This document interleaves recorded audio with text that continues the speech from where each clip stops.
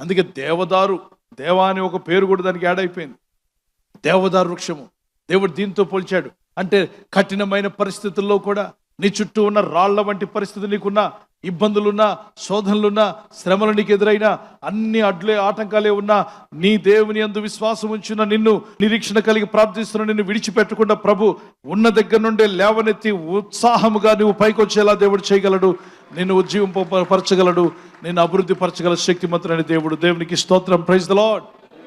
అన్నీ బాగుంటే ఎదిగే మొక్క బాలేని పరిస్థితిలో చనిపోతుంది. వర్షాలు లేకపోయినా, నీరు లేకపోయినా అది బతికే ఉంటుంది.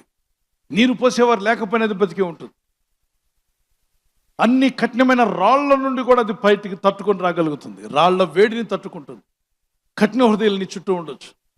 శత్రువులు నీ వైపును కఠినంగా నీ పైన తీర్పులు తీరుస్తూ ఉండొచ్చు, విమర్శిస్తూ ఉండొచ్చు, నిన్ను బాధ పెట్టేవారు ఉండొచ్చు.